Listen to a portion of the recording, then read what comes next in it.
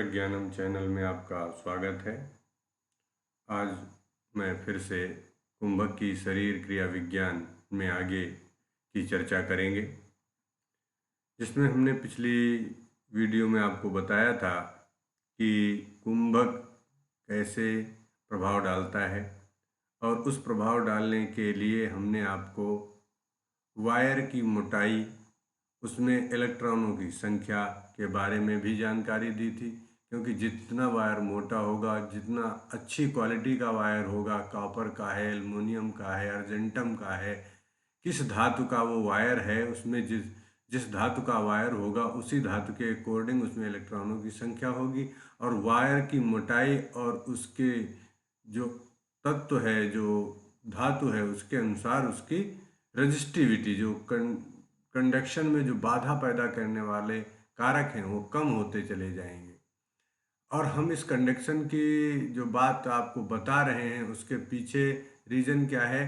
क्योंकि हम चाहते हैं कि हमारी शरीर की नाड़ियाँ शुद्ध हो जाएं, और नाड़ियाँ जब शुद्ध हो जाएंगी तो इसका मतलब है उनकी रजिस्टिविटी, जो प्राण के मार्ग में अवरोध है, वो खत्म हो जाएगा या कम हो जाएगा। मार्ग के जो प्राण नलिकाओं में भरा ये अवशिष्ट पदार्थ द्रव्य है, जो विजातीय द्रव्य है, या उसको मल कहा गया है योग की भाषा में, उसको निकालने के लिए योग में तरह तरह की क्रियाएं हैं।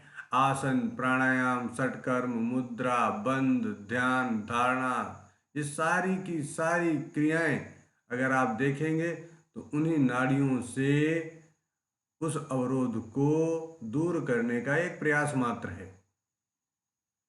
आप विचारों के माध्यम से, स्वाध्याय के माध्यम से, सत्संग के माध्यम से, भक्ति के माध्यम से, यंत्र के माध्यम से, तंत्र के माध्यम से उस पथ को क्लीन कर रहे हैं, उस रास्ते को साफ कर रहे हैं जिसमें प्राण का प्रवाह होता है। क्योंकि एक साधे सब सधे, सब साधे सब जाएं। एक को पकड़ लीजिए तो सारी चीज पकड़ में आ जाती है। प्राण को पकड़ लीजिए, मन पकड़ में आ जाता है। चले वाते चलम चित्तम। जब जब प्राण गतिमान होगा, हमारा चित्त भी गतिमान होगा, मन भी गतिमान होगा। तो जब मन गतिमान होगा, मन को स्थिर रखना है, मन को स्थिर करना है, इसीलिए तो मेडिटेशन जैसी प्रक्रियाओं का सहारा लेना पड़ रहा है।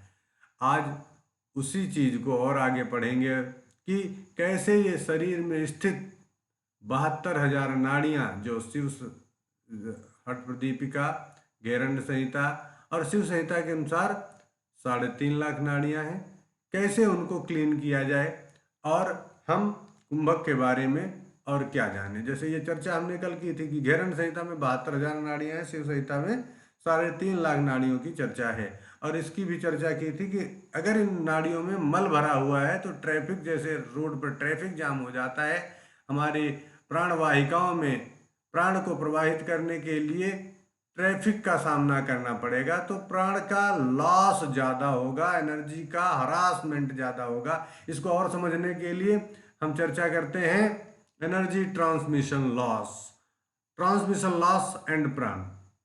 देखिए, आपने देखा ये क्या है? इड़ा, पिंगला, सुषुम्ना, तीनों नाड़ियां हैं। आज्ञा चक्र, विशुद्धि चक्र, अनाहत चक्र, मणिपुर, स्वाधिष्ठान, मूलाधार, इनके बीच क्या प्रवाहित हो रहा है? प्राण प्रवाहित हो रहा है। ये पोल्स, आपने बड़े बड़े पोल्स देखे होंगे जगह जगह पर गड़े हुए। इनके माध्यम से क्या होता है? करंट एक जगह से दूसरी जगह ले जाया जाता है। मान लो हम टिहरी डैम की बात करते हैं, भाखड़ा नांगल डैम की बात करते हैं। टिहरी डैम में क्या होता है? बहुत सारा वाटर वहाँ रोककर उस वाटर को एक तरीके से, मेथड से टरबाइन पर गिराया जाता है। टरबाइन मुंह राउंड करता है, घूमता है, और उस टरबाइन के घूमने से इलेक्ट्रिक जनरेट होती है। वहाँ जो इलेक्ट्रिक जनरेट होती है वो इन पोल्स पर लगे वायर के माध्यम से यहाँ शहरों तक भेजी जाती है। मान लीजिए हम दिल्ली में बैठे हैं, तो दिल्ली में आने वाली जो इलेक्ट्रिसिटी है वो टिहरी डैम से आ रही है। मान लीजिए ऐसे टिहरी डैम से आ रही है, तो दिल्ली और टिहरी के बीच में जो डिस्टेंस है वो इलेक्ट्रिक करंट को किसके माध्यम से ट्रेवल करनी पड़ती है? इन वायर्स के माध्यम से ट्रेवल करनी पड़ती है। अब अगर दिल्ली, जो टिहरी में इलेक्ट्रिक जनरेट की जा रही है, वो दिल्ली तक पहुंचते पहुंचते, मान लीजिए वहां 1000 मेगावाट बिजली करंट जनरेट किया गया और दिल्ली में पहुंचते पहुंचते वो 900 मेगावाट रह गया। 100 मेगावाट जो इलेक्ट्रिक का ह्रास हुआ, मान लीजिए हम एक अनुमान बताते हैं और ये एग्जैक्ट क्या है ये तो आपको इंजीनियर्स बताएंगे, हम आपको केवल समझाने के लिए, अच्छा ये होता है, ट्रांसमिशन लॉस होता है, ये बात तो तय है। कितना होता है ये आपको बताना पड़ेगा, कहाँ से किस डिस्टेंस में कितना लॉस हो रहा है, लेकिन होता है। भारत में सबसे ज्यादा ट्रांसमिशन लॉस होता है, ये बात इलेक्ट्रिक डिपार्टमेंट अच्छी तरीके से जानता है।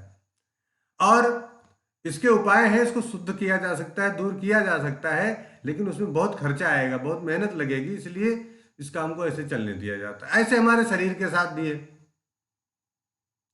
हम जानते हैं हमारे प्राण का क्षरण लगातार हो रहा है, वो प्राण का क्षरण होते होते एक दिन हम मरण के किनारे पहुंच जाते हैं, लेकिन हम उस प्राण के क्षरण को रोक नहीं पाते। एक बच्चा, छोटा सा बच्चा, बच्चा किसका, मनुष्य का हो, कुत्ते का हो, सुअर का हो, किसी का हो, प्रिय लगता है, प्यारा लगता है। क्यों? बच्चे में ऐसा क्या है जो प्यारा लगता है? वो बूढ़े में ऐसी क्या कमी हो जाती है जो प्यारा नहीं लगता है उसको? दरवाजे के पास, या उसको दरवाजे के पास चारपाई डाल दी जाती है बाहर, बिल्कुल यहीं तुम रहो। और वही जो बच्चा छोटा होता है उसको ब्रेस्ट फीडिंग कराई जाती है, छाती से लगा के रखते हैं। क्यों ये डिफरेंस है? क्योंकि बच्चे में प्राण बहुत ज्यादा होता है। देखो बच्चे बैठते नहीं हैं, कूदते रहते हैं, जहां प्राण होगा वहां पर जंपिंग होती रहेगी। और प्राण ही प्यारा है, प्राण प्रिय। प्राण निकलने के बाद इस शरीर का कोई मोल नहीं, कोई प्यारा नहीं, कोई नाम लेने वाला नहीं बचता है। तो ये जो प्राण है इसके क्षरण को अगर हम रोक लें तो ये ऐसा नहीं कि रोका नहीं जा सकता, जैसे भी हमने ट्रांसमिशन लॉस की बात कही, ऐसा नहीं कि रोका नहीं जा सकता, रोका जा सकता है, लेकिन प्रयत्न कौन करे? ऐसे प्राण के क्षरण को रोका जा सकता है, प्रयत्न कौन करे? योग के अभ्यासों में इसी बात की तो चर्चा है, और हम कुंभक में यही तो बात आपको बताना चाह रहे हैं कि प्राण के उस चरण को कैसे रोकें, कैसे रोका जाए, क्या वे उपाय हैं जो हम करके अपने प्राणों के क्षरण को रोकें, जितना प्राण शरीर में है उसको बनाए रखें और उसे बढ़ाने का प्रयास करें, गिराने का नहीं। तो हमारे पास भी शरीर में क्या है, माइटोकॉन्ड्रिया है सेल के अंदर। और आप सब जानते होंगे, बायोलॉजी के स्टूडेंट हैं या नहीं है, पढ़ा होगा आपने, जैसी जैसी ये सेल्स होती है, मान लीजिए ये सेल है बोन की, तो बोन सेल में हो सकता है एक सेल के अंदर एक भी माइटोकॉन्ड्रिया ना हो, लेकिन अगर ये सेल है नर्व सिस्टम की, न्यूरॉन्स की, तो एक सेल के अंदर हजारों माइटोकॉन्ड्रिया हो सकती हैं। डिपेंड करता है कि कितनी जरूरत है। इसीलिए नर्व सिस्टम सबसे फास्ट एक्ट करने वाला सिस्टम है, सबसे फास्ट। आप बस सोचिए, नर्व सिस्टम एक्टिव हो जाता है। फिर कौन सा सिस्टम है? ग्लैंडुलर सिस्टम है, ग्रंथीय तंत्र है, वो भी बहुत फास्ट वर्क करता है। अब इन जब फास्ट सिस्टम में काम करने वाले जो ये तंत्र हैं, इनमें जो कोशिकाएं हैं उनमें ज्यादा माइटोकॉन्ड्रिया पाई जाती है। माइटोकॉन्ड्रिया को क्या कहा जाता है? हमारे शरीर का पावर हाउस कहा जाता है, कोशिका का पावर हाउस कहा जाता है। और एक मनुष्य आधा घंटे में अपने शरीर से इतनी ऊर्जा लिबरेट करता है कि 2 लीटर पानी को बॉयल किया जा सकता है। 2 लीटर पानी को उबाला जा सकता है अगर किसी मनुष्य की आधा घंटे की ऊर्जा को पूरी तरह उस पानी को उबालने में लगाया जा सके तो ये माइटोकॉन्ड्रिया हमारे अंदर, शरीर के अंदर होती है, और ये हमारे शरीर में प्राण ऊर्जा का निर्माण करती है, ऊर्जा का निर्माण करती है, पावर हाउस है। अब पावर हाउस है तो ये ट्रांसमिट भी होता होगा, जाता भी होगा, तो यहाँ पर भी लॉस तो होता है। अब हमने पिछली बार चर्चा की है कि अगर हम फिजिक्स के स्टूडेंट होते और हमसे बात की जाती कि फिजिक्स में ऊर्जा है, तो हम कहते हैं हाँ है। किस प्रकार की है? स्टैटिक एंड डायनेमिक एनर्जी, स्थितिज ऊर्जा और गतिज ऊर्जा, जो स्थिति के कारण होती है और जो गति के कारण होती है, दैट इज नोन एज गतिज ऊर्जा। केमिस्ट्री के स्टूडेंट होते तो हम कहते केमिकल एनर्जी, रासायनिक ऊर्जा, केमिकल में एनर्जी है। और अगर हम बायोलॉजी के स्टूडेंट होते तो हम कहते that is bio energy, life forces, जैव ऊर्जा, जीव ऊर्जा। और योग में, हम योग के स्टूडेंट हैं, योग की बात करते हैं, तो योग में प्राण को, इस ऊर्जा को प्राण कहते हैं। जो भी आप ऊपर ऊर्जा की बात कर रहे थे, योग में इसी को प्राण कहते हैं। और योग में इसी को प्राण ही नहीं कहते, बल्कि क्या कहते हैं, इस प्राण के डिविजन्स बता दिए हमने। कितने डिवीजन है इस प्राण के? तो इस प्राण के मुख्य डिवीजन ये कुछ है: उदान, प्राण, समान, अपान, व्यान, ये महाप्राण है। इनर अगर इसको प्राण कहा जाए तो कोई बात नहीं है। और दूसरा आउटर प्राण क्या है? नाग, कूर्म, क्रिकर, देवदत्त, धनंजय। देखिए, आपको इतनी एनर्जीज पढ़ गए, bio energies, chemical energy, static energy, dynamic energy.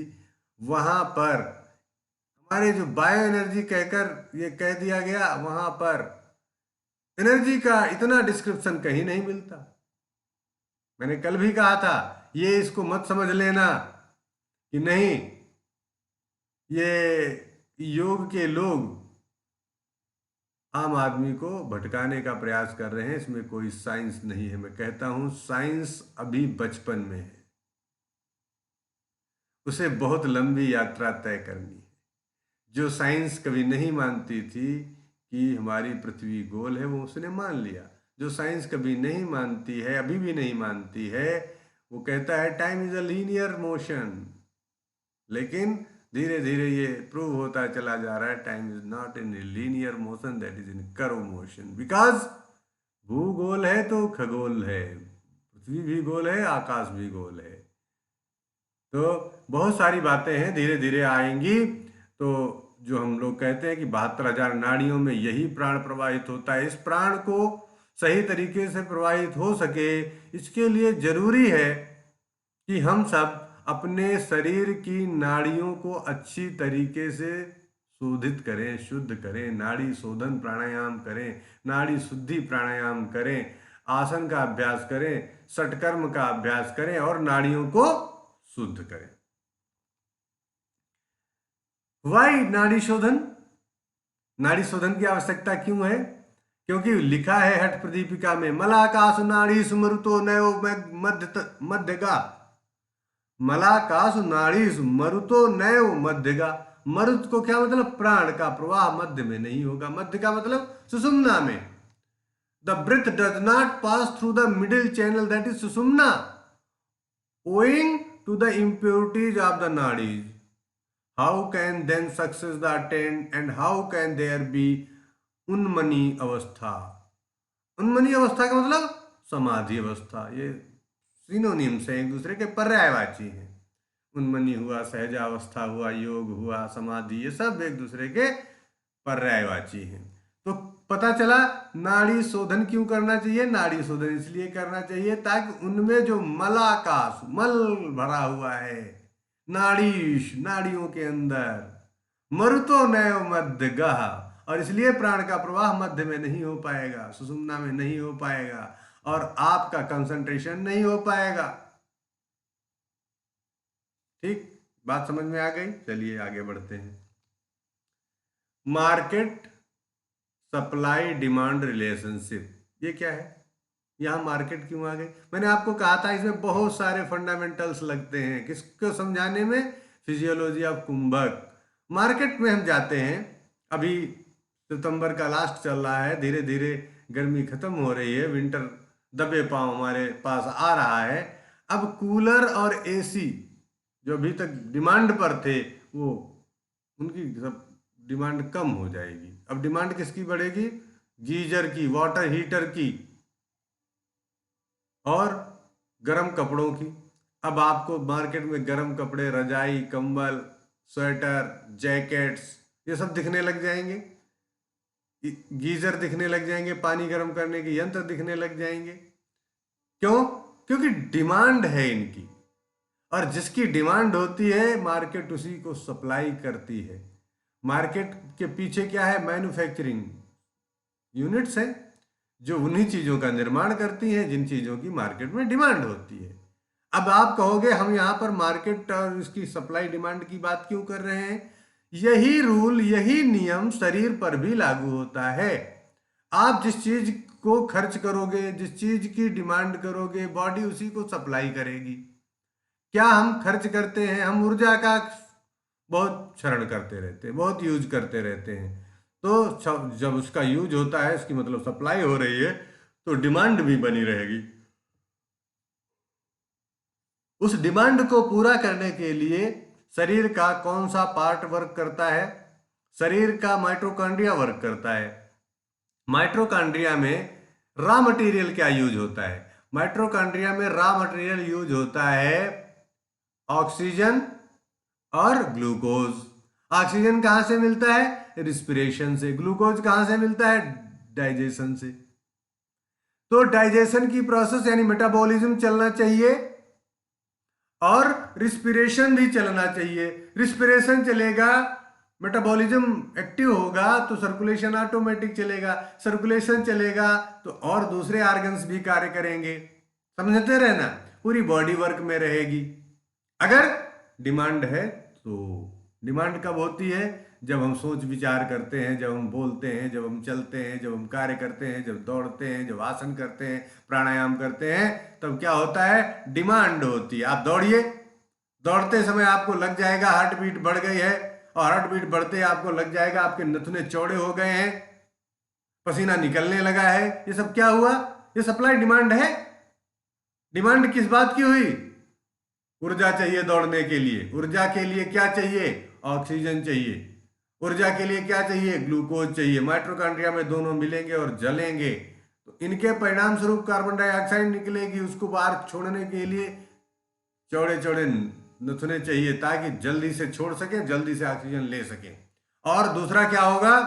दूसरा ब्लड की सप्लाई बढ़ाना ही है ताकि ज्यादा ग्लूकोज पहुंच सके और उस ज्यादा ऑक्सीजन पहुंच सके। तो उसको बढ़ाने के लिए हार्ट बीट बढ़ा दी जाती है। शरीर की गर्मी ना बढ़े, शरीर की गर्मी ना बढ़े इसलिए स्वेटिंग शुरू हो जाती है। ये सप्लाई डिमांड की एक बहुत अच्छा एग्जांपल है। अब आगे बढ़ते हैं। सबसे ज्यादा ऊर्जा हम खर्च कहां करते हैं?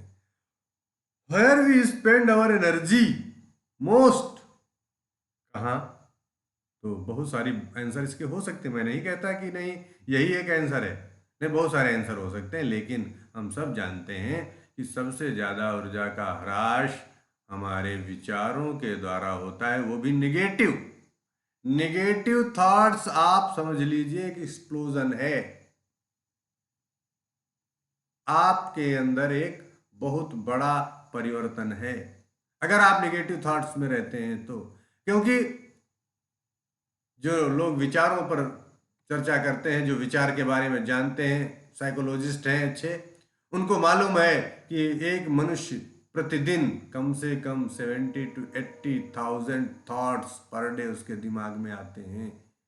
70 से 80 हजार विचार उसके दिमाग में आते हैं, मस्तिष्क में आते हैं। उनमें से 70 से 80% विचार नकारात्मक होते हैं और उन नकारात्मक विचारों को मैनेज करना, हटाना, जानना एक व्यक्ति को आना चाहिए। अगर वो ये नहीं कर पाया तो ये निगेटिव थॉट्स उसकी सारी ऊर्जा को चूस जाएंगे, पी जाएंगे।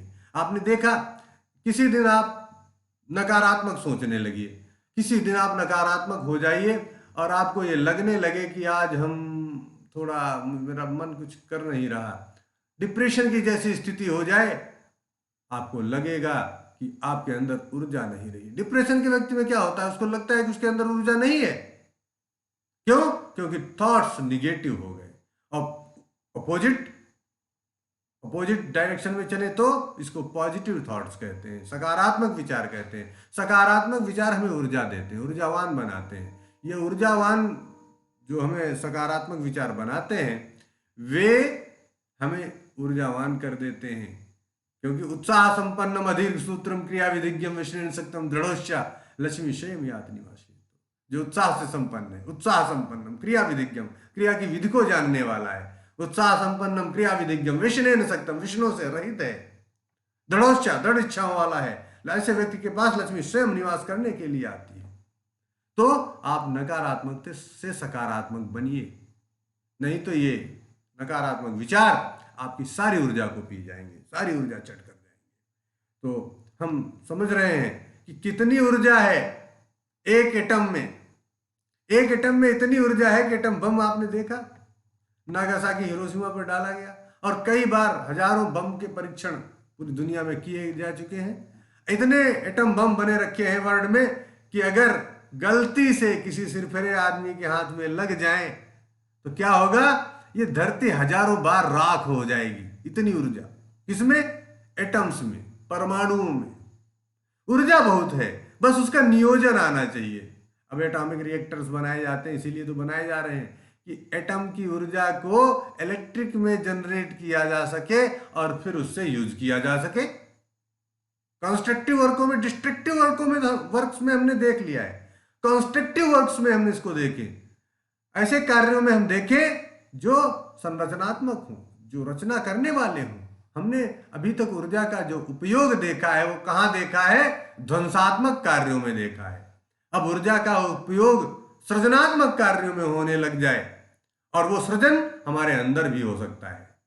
इसलिए हम इनर एनर्जी की बात करते हैं, इनर इंजीनियरिंग की बात करते हैं। इनर एनर्जी को अगर सही तरीके से नियोजित करना आ जाए, दैट इज इनर इंजीनियरिंग। यही अंदर की, आप अंदर के अभियंत्रण को जान गए और आप अंदर के अभियंत्रण को जब समझ गए तो अंदर की ऊर्जा को मैनेज करना आ गया, तो आप समझ में आ जाएगा कि हमें बहुत ज़्यादा खाने पीने की ज़रूरत नहीं है। बिना मतलब ये ज़्यादा खा पी कर भी हम अपने शरीर को बर्बाद ही कर रहे हैं। आज मनुष्य जो बीमार है उसके पीछे उसका खान पान, उसकी आदतें ही जिम्मेदार है।